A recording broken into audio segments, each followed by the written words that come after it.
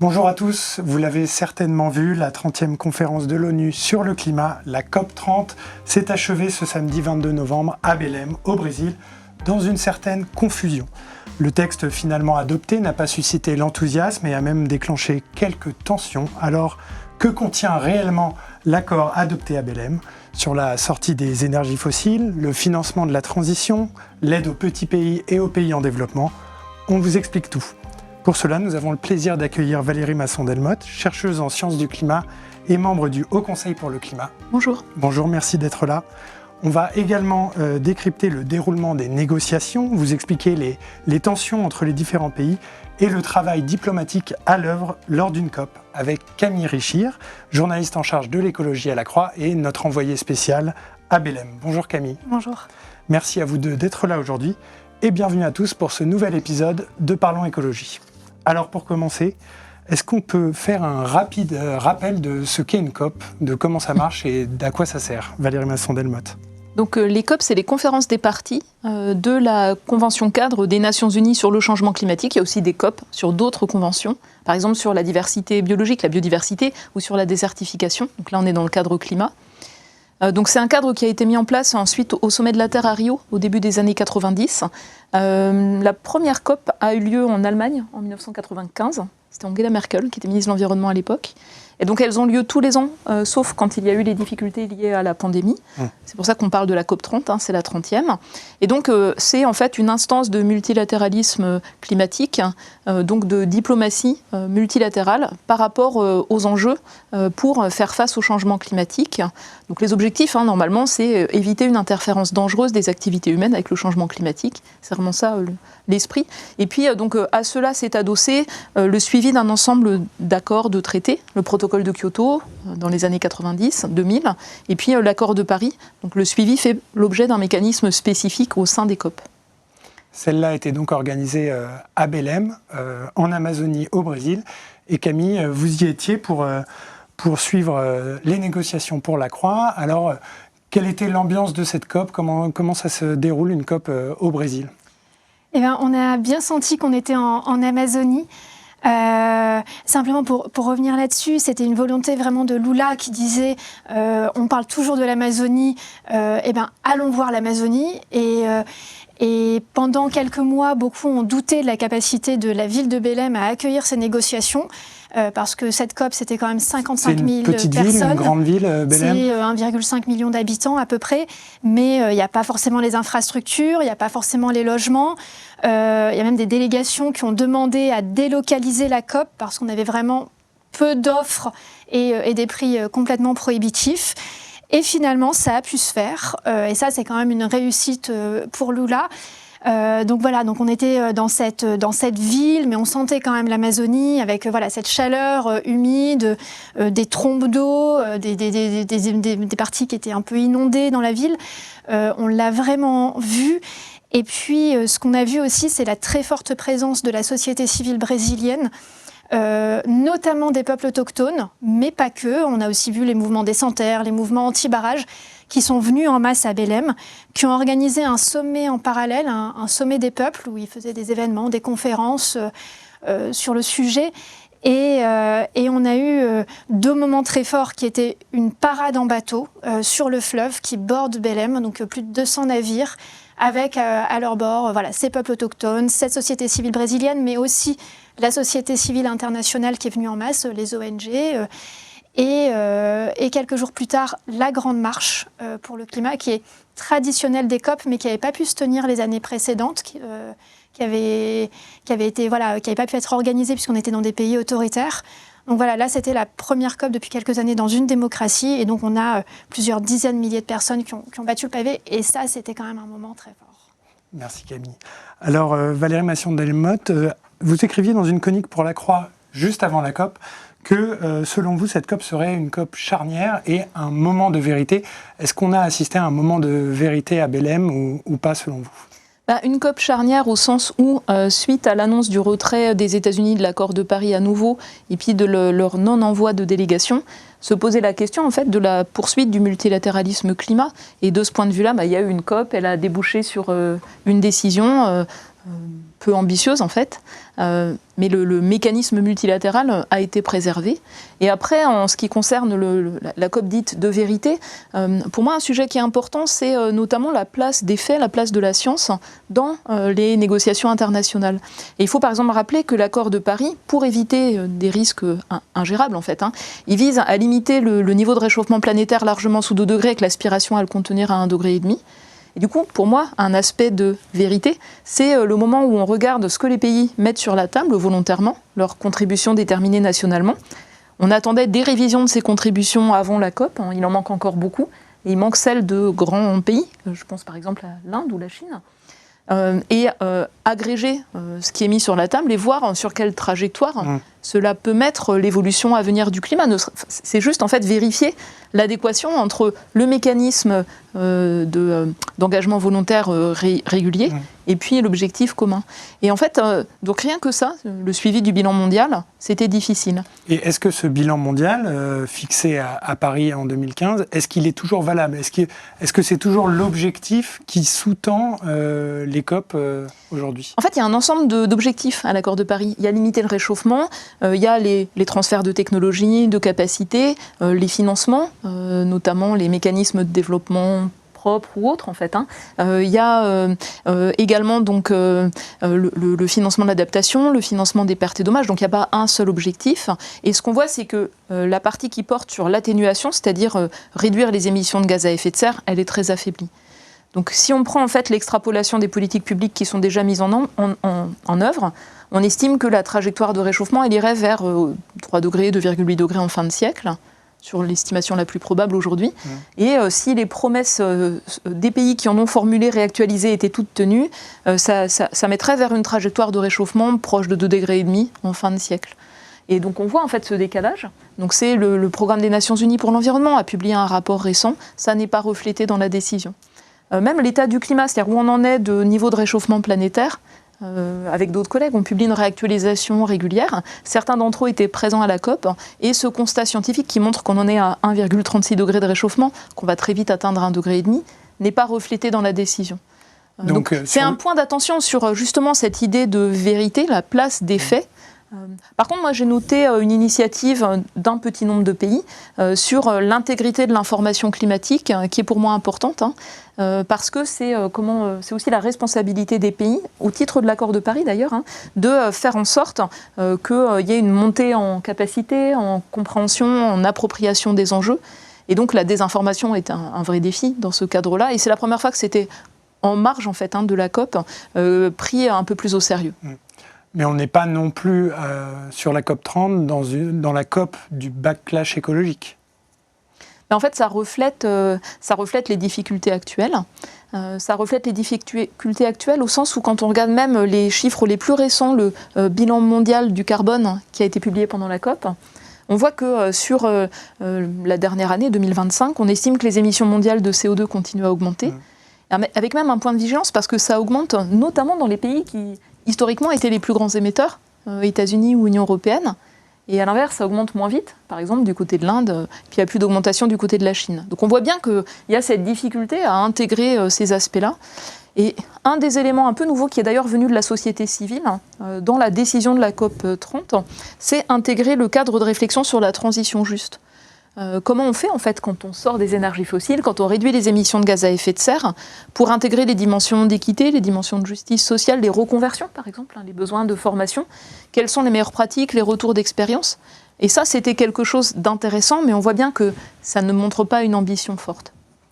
Donc ces textes, mais ce texte principal qui a été adopté à Belém, il a été dans des conditions un peu difficiles, compliquées. Comment s'est passé ces derniers jours, ces dernières heures de négociations à Belém ? Au-delà des dernières heures, l'ensemble du processus a été assez flou. C'est-à-dire que justement, dans ce contexte de tensions géopolitiques, de tensions commerciales, de montée des populismes aussi dans certains pays, le choix du Brésil, qui présidait les négociations, ça a été de sortir certains items les plus contentieux de l'agenda officiel des négociations. et de faire des consultations à ce sujet.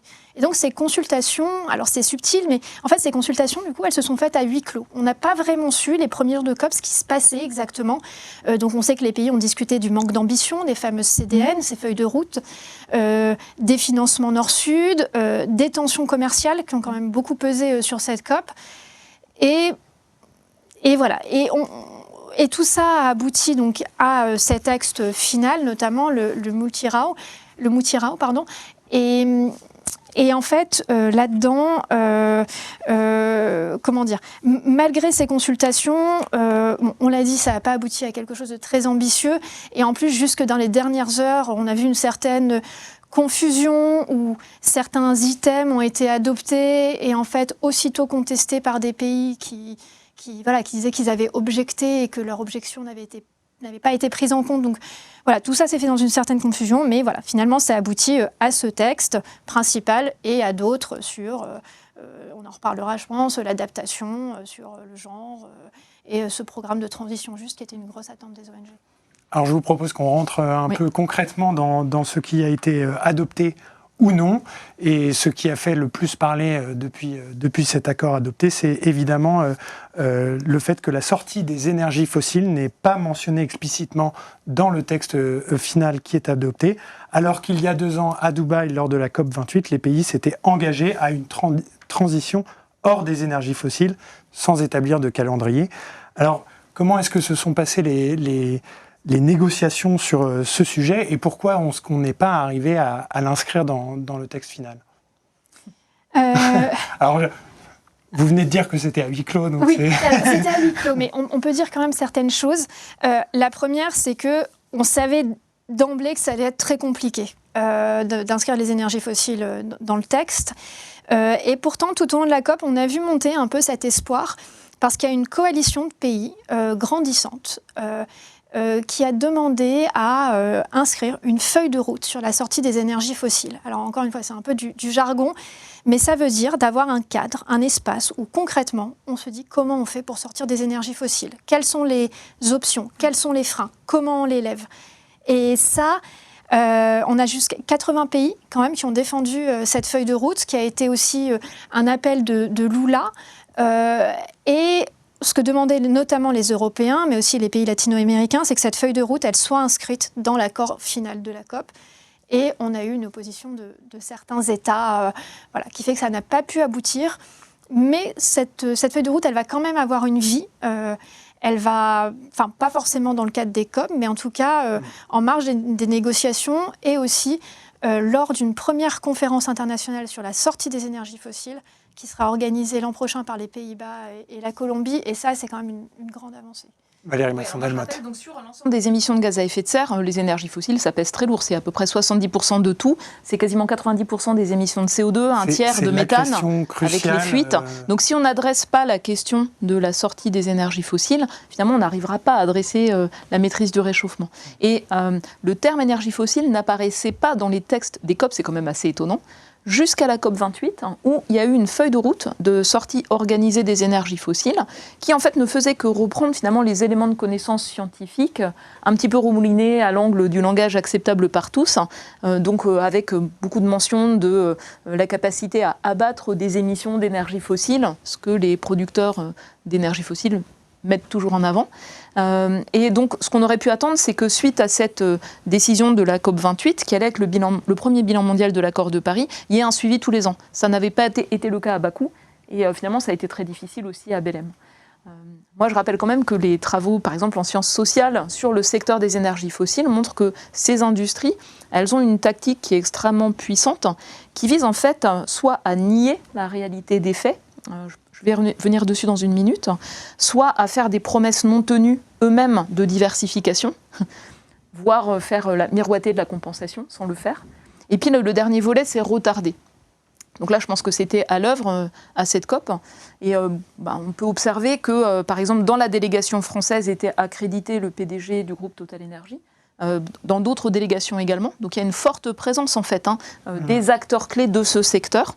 On pourrait s'attendre à ce que de ce fait, ce soit mentionné, mais ce n'est pas le cas. Et je donne un exemple prise de position qui, moi, m'interroge sur le volet rapport aux faits scientifiques. C'est donc Patrick Pouyanné, en marge de la COP, interrogé sur le lien entre énergie fossile et ouragans de forte intensité comme la tempête Melissa, catégorie 5, qui a dévasté la Jamaïque et les îles voisines, et qui a dit « Moi, je ne suis pas scientifique. Des tempêtes dans les Caraïbes, il y en a eu et il y en aura. Et moi, je regarde les travaux scientifiques, 4 études d'attribution, sur 7 ouragans qui montrent que les conditions très chaudes des mers voisines ont été multipliées. Enfin, la probabilité que ça se produise est des centaines de fois plus probable parce qu'on a brûlé des énergies fossiles et qu'on a accumulé de la chaleur dans le climat. Et les conditions favorables à un ouragan de catégorie 5 dans cet endroit multipliées par 5-6, l'intensité des vents, la vitesse des pluies augmentée de l'ordre de 10%. Donc on voit bien en fait, c'est un exemple, mais on voit bien la difficulté à s'appuyer sur les éléments factuels qui, je pense, ne sont pas favorables à une feuille de route de ce secteur.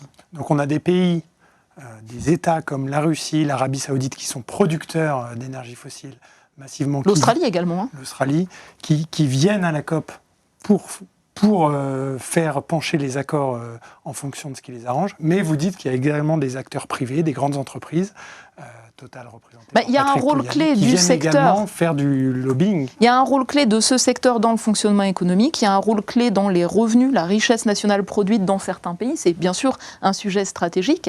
Et jusqu'à présent, il y avait un rôle un peu ambigu de pays comme l'Arabie Saoudite qui, d'un côté, visent à maintenir leur activité d'exportation d'énergie fossile ou de diversification en attirant des investisseurs, donc en jouant aussi sous une forme d'ambiguïté, en cherchant à diversifier leur économie mais à retarder la sortie des énergies fossiles.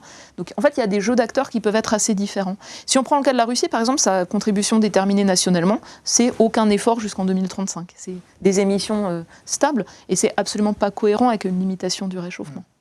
Pour donner un exemple concret. Et donc cette sortie des énergies fossiles qui n'est pas mentionnée dans le texte et qui a suscité beaucoup de réactions fortes, notamment celle de la France qui a éminemment regretté ce manque. D'ailleurs, en fait, dans beaucoup de politiques nationales, parce qu'en fait, les COP, c'est le théâtre, en fait. C'est là où chacun, ayant préparé ses positions, ses lignes rouges, ses priorités, se rencontre, après des rencontres souvent préparatoires. Donc bon, c'est un peu un théâtre, c'est scénarisé quand même. Mais ce qui est intéressant, c'est de regarder dans les contributions déterminées nationalement, qui en fait construit une feuille de route de sortie des énergies fossiles. Dans l'Union européenne, c'est quelque chose qui est construit, mais pas forcément décliné de manière explicite à l'échelle nationale. Donc si on prend la stratégie française énergie-climat qu'on attend, la programmation pluriannuelle de l'énergie qu'on attend, qui n'est pas là, ça n'est pas nécessairement construit comme une sortie des énergies fossiles avec ce qui reste de charbon, qui n'est pas énorme en fait, mais surtout la sortie du pétrole et la sortie du gaz. En fait, ce n'est pas nécessairement pensé comme ça. Et du coup, parfois, je pense que certaines des politiques publiques, énergie, climat et effet de serre, sont parfois décevantes, parce que finalement, elles mettent l'accent sur quelque chose qui n'est pas le cœur des actions à construire. Donc ces contributions déterminées au niveau national, ce sont un peu les engagements ou les feuilles de route que chaque État se fixe et qu'ils sont censés déposer régulièrement à l'ONU. Comment ça s'est passé là à Belém cette année? Et on a l'impression qu'il y a pas mal de pays qui ne jouent pas le jeu. Oui, et en fait, c'est un problème parce que, encore une fois, ça paraît un peu technique, mais ces contributions déterminées au niveau national, c'est un peu un des mécanismes clés de l'accord de Paris. C'est-à-dire qu'en 2015, les 194 États se sont engagés à déposer tous les 5 ans des nouveaux engagements de plus en plus ambitieux. Et là, alors en février, c'était la date limite de dépôt de ces contributions déterminées. Je pense qu'il y avait moins de 10 États qui l'avaient déposé. À la veille de la COP, on était autour de 70, dont l'Union européenne qui a déposé sa CDN vraiment au dernier moment, et voilà, qui a déposé une fourchette, en plus, pas un véritable objectif. Une intention, voilà. Et par contre, la Chine a déposé la sienne, je crois, lors des premiers jours de pendant la COP. Donc voilà. Ça n'a pas été intégré aux évaluations. Exactement. Et en fait, c'était vraiment une priorité de la délégation européenne de faire figurer ce manque d'ambition dans l'accord final. Parce que, en fait, même si on a 60%, 70% des pays qui ont déposé leur CDN, en fait, le compte n'y est pas. Surtout si les pays qui ne jouent pas le jeu sont les principaux émetteurs. On peut aussi noter, il y a eu un rapport de la Convention cadre, juste avant en fait, la COP, sur les CDM qui avaient été déposés. Il y a vraiment en fait, ça montre une montée en compétences dans tous les pays. C'est-à-dire comment on structure l'action climatique sur l'atténuation, sur l'adaptation, parfois sur l'éducation ou d'autres sujets. On voit qu'en fait, ça gagne en profondeur, ça a vocation plus opérationnelle. Et souvent, ce qui a été souligné pour cette COP, c'était le fait que ce soit une COP de l'implémentation, de la mise en œuvre. Les mécanismes de l'accord de Paris, les différents articles, etc., ça a été finalisé finalement précédemment, jusqu'à la COP 29. Et donc là, la question, c'était concrètement, qu'est-ce qu'on met en place, qu'est-ce qu'on met en œuvre? Et justement, ces contributions déterminées nationalement jouent un rôle important. Et sur les 60 qui avaient été publiées avant fin octobre, en fait, si on les agrège, elles conduiraient à une baisse nette des émissions de gaz à effet de serre entre 2025 et 2035, une baisse de l'ordre de 17%. Celle de la Chine, en fait, en tout cas, l'annonce officielle avait été floue, au sens où il n'y avait pas une précision sur le pic par rapport auquel la Chine s'engage à une baisse de l'ordre de 7 à 10% en 2035 de ses émissions. Mais on voit que ça peut mettre la trajectoire mondiale, non plus sur des émissions qui augmentent ou qui stagnent, mais engager une baisse nette. Et ça, c'est indispensable si on veut réussir à limiter l'ampleur du réchauffement. Un des autres grands enjeux de cette COP, c'était donc le programme de travail sur cette transition juste et les financements entre pays Nord-Sud que vous évoquiez, Camille, pour équilibrer ce travail de transition. Alors, est-ce que là-dessus, la COP 30 a été au rendez-vous ou pas? Qu'est-ce que vous en pensez, Camille? Sur les financements, donc ce qu'il faut savoir, c'est que l'an dernier, on avait une COP en Azerbaïdjan où les financements avaient été au cœur des discussions. Et on avait eu un accord où les pays du Nord, donc les pays plus riches, s'étaient engagés à fournir 300 milliards de dollars par an aux pays du Sud à partir de 2035 et à mobiliser 1200 milliards de finances privées à cet horizon-là. Mais il n'y avait pas de détails sur cette enveloppe. Est-ce qu'on parle de dons? Est-ce qu'on parle de prêts qui sont accusés de peser sur la charge de la dette des pays du Sud, etc., etc. Et voilà. Et c'était des montants qui étaient aussi jugés très, très en deçà des besoins des pays du Sud, et pour faire leur transition, réduire leurs émissions de gaz à effet de serre, et pour s'adapter, se préparer aux effets du réchauffement climatique. Et donc, l'an dernier, à Bakou, la COP avait fini sur un goût un peu amer des pays du Sud. Et en fait, on a senti à cette COP que voilà, cette question, elle pesait encore, en fait. Et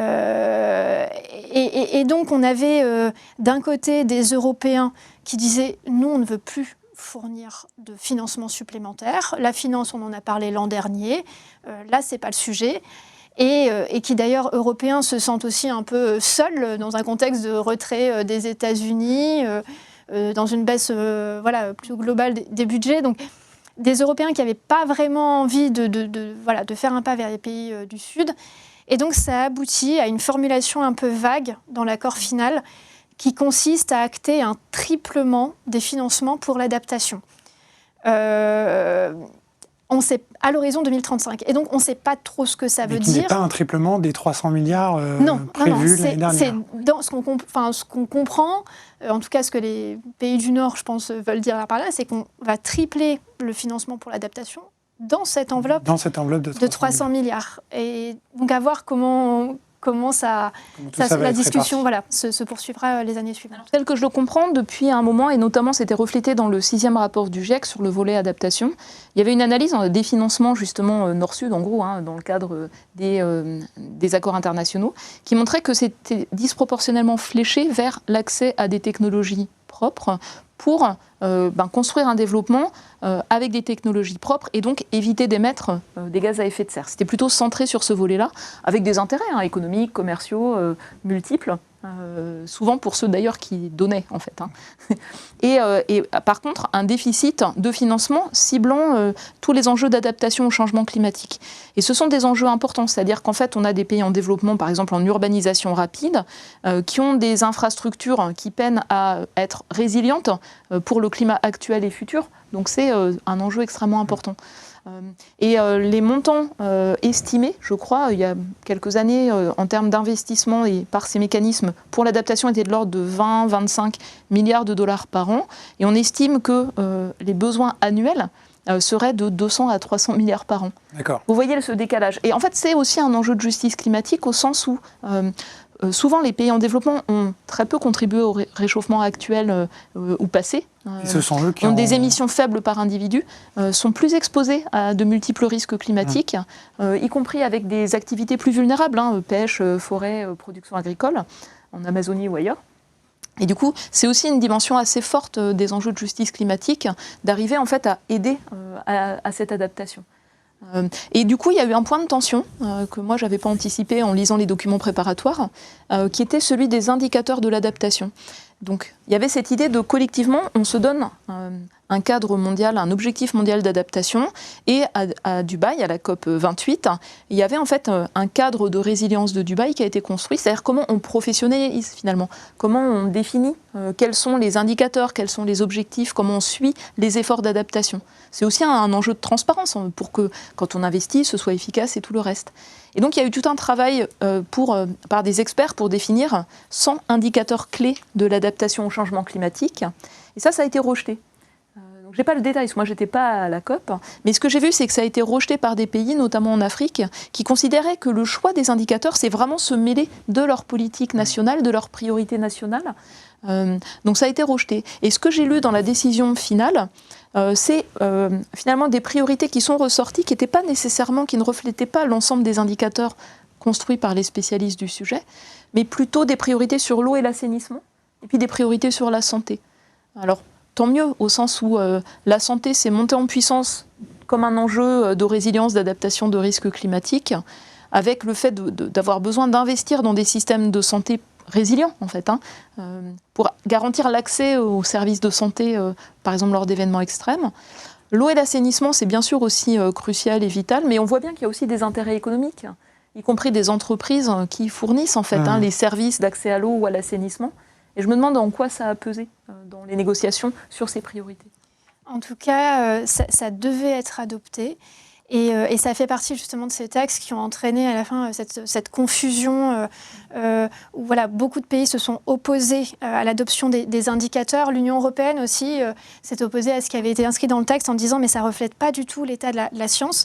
Et donc ce qui a été décidé, c'est que cette décision qui justement était très technique, où on ne s'attendait pas du tout à un conflit politique, la discussion a été reportée à une session à Bonn en Allemagne en juin prochain. D'accord. Moi, j'avais noté d'ailleurs dans ma dernière chronique pour l'hebdomadaire de la Croix que sur ces 100 indicateurs qui avaient été choisis, il y a des choses qui manquaient. Et même s'il y a toujours mention de vulnérabilité, etc., particulière pour les enfants, les questions des enfants et de leurs droits étaient quand même assez mises à l'écart, pas comme quelque chose de structurant.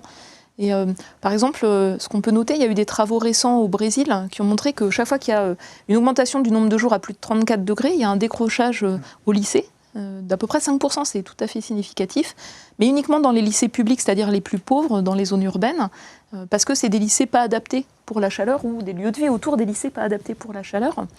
Et en fait, ça ne fait pas l'objet de suivi, ça ne fait pas l'objet d'un indicateur, alors qu'en fait, c'est important, parce que quand on manque l'école, on manque la chance de réussir à des examens, donc à être diplômé, à accéder à des parcours de formation, et en fait, ça affecte les revenus et les parcours de vie tout au long de la vie. Et je me suis posé la question pourquoi ça n'est pas un indicateur assurer la continuité de l'accès à l'éducation. Mais en fait, c'est pas suivi. C'est pas suivi dans les pays souvent. En France, c'est pas suivi. Et du coup, finalement, quand on choisit au niveau international des indicateurs, on va s'appuyer sur ce qui est déjà fait, ce qui est faisable. Et parfois, du coup, on passe à côté d'aspects critiques qu'on ne va pas voir parce qu'on ne sait pas le suivre aujourd'hui. C'est un peu l'ambiguïté sur ce type d'approche.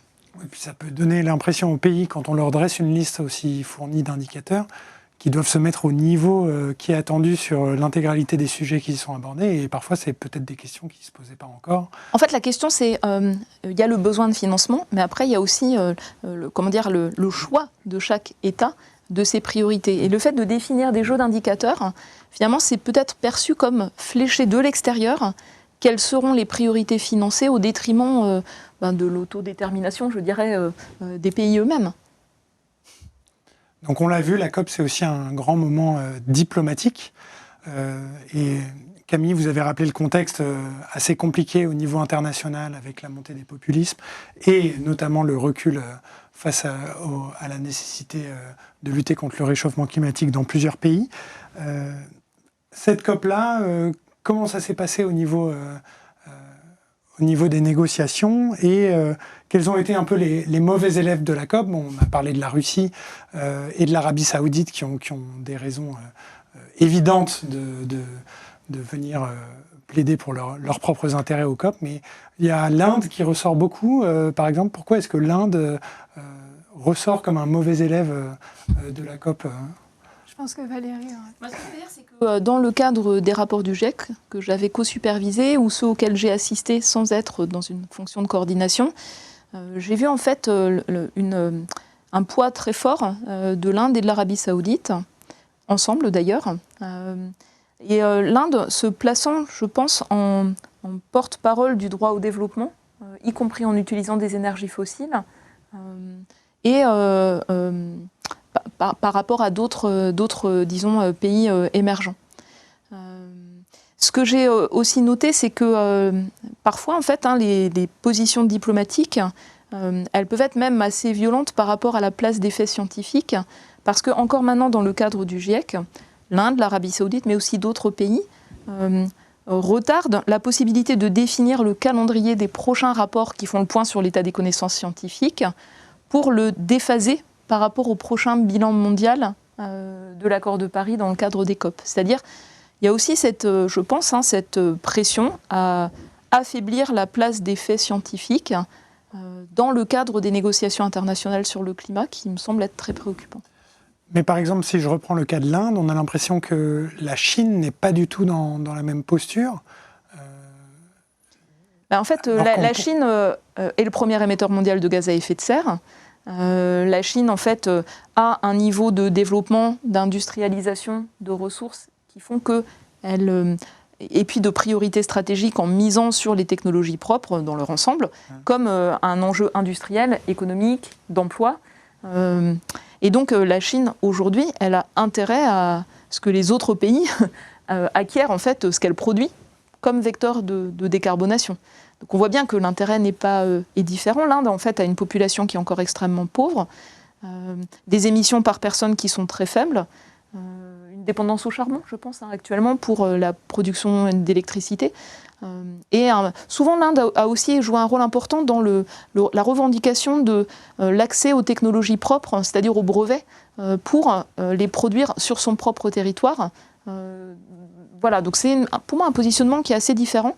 Et puis en Inde, qui est une grande démocratie, il y a aussi des visions qui sont très contrastées à l'intérieur de l'Inde. Donc là, je pense que c'est la position du gouvernement actuel qui est très dure dans ce cadre-là. Et ce qui est intéressant avec la Chine, en fait, il y avait une question à l'approche de la COP qui était quel allait être le rôle du couple Union européenne-Chine. Jusqu'à présent, c'était la Chine et les États-Unis qui discutaient, qui se mettaient d'accord et qui, quand ils arrivaient à se mettre d'accord, propulsaient un peu, parvenaient à faire avancer les négociations. Avec le retrait des États-Unis, la question c'était, est-ce qu'il va y avoir une alliance Chine-Europe ? Et en fait, assez vite, la réponse a été non, parce que ce qu'on a vu, c'est que la délégation chinoise a beaucoup insisté sur la question du commerce.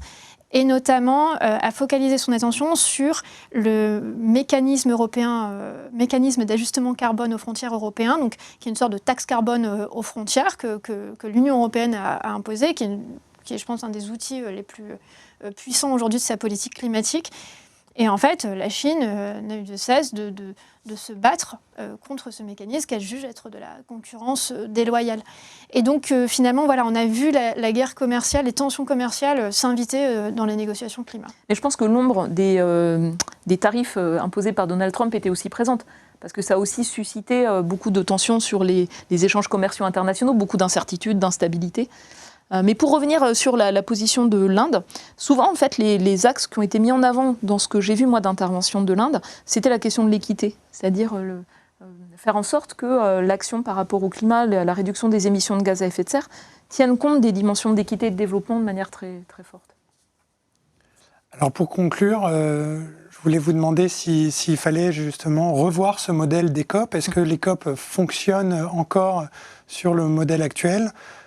La faiblesse du texte qui a été adopté à Belém repose à nouveau cette question.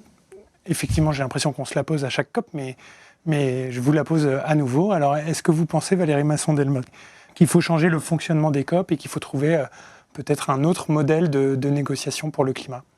Alors, le mécanisme du consensus fait qu'un seul pays peut tout bloquer. Donc en fait, prendre en otage quasiment l'ensemble des négociateurs des différents pays du monde, et ça c'est vraiment une faiblesse de ce mécanisme.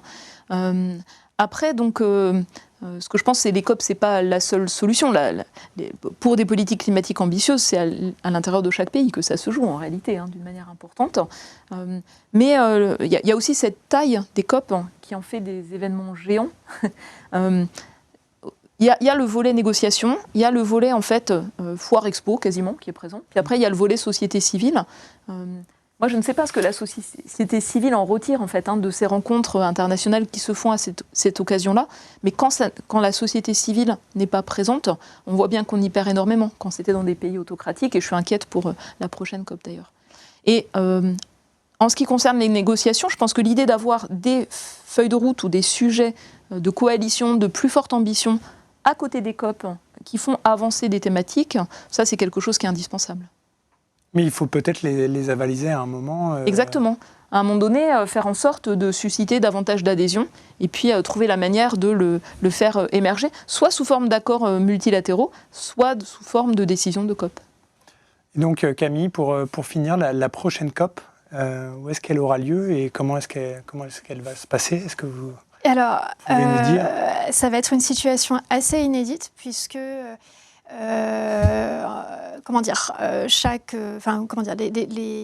pays qui, au sein de l'ONU, sont divisés en zones géographiques.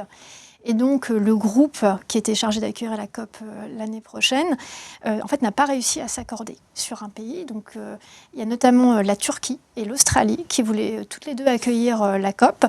Et comme personne n'a souhaité se retirer, ils ont trouvé un arrangement qui est assez inédit. C'est la Turquie qui accueillera la COP 31 à Antalya. Et c'est l'Australie qui présidera les négociations. Et l'Australie tenait beaucoup à ça parce qu'ils veulent notamment mettre en avant la question des petites îles du Pacifique, qui sont les premières vulnérables face au réchauffement climatique. Et voilà. Et on ne sait pas trop comment ça se déroulera et si l'Australie pourra vraiment mener ces négociations. Qui va avoir en fait, vraiment la main sur l'organisation de cette COP. Oui, et puis moi je repense aux petites îles du Pacifique, donc qui font partie aussi de coalitions avec l'Australie, d'accords régionaux bien sûr, de coopération. En fait, c'est à leur initiative qu'il y avait eu la saisine de l'Assemblée générale de l'ONU, de la Cour internationale de justice sur les obligations et responsabilités des États par rapport au changement climatique, un avis important qui a été rendu cet été. Et en fait, cet avis-là, donc il lie protection du système climatique, puis le fait de bénéficier des droits humains fondamentaux. Et cet avis-là, il s'est assez peu reflété dans la décision de la COP 30. Est-ce que donner plus de place aux petites îles du Pacifique lui donnerait davantage d'espace l'année prochaine ? Eh bien, on verra. Ce sera le mot de la fin. Merci à toutes les deux d'avoir participé à cette émission. Merci à tous de nous avoir suivis. Si ça vous a plu, n'hésitez pas à vous abonner à La Croix sur YouTube et sur Instagram. Et à bientôt pour continuer de parler écologie.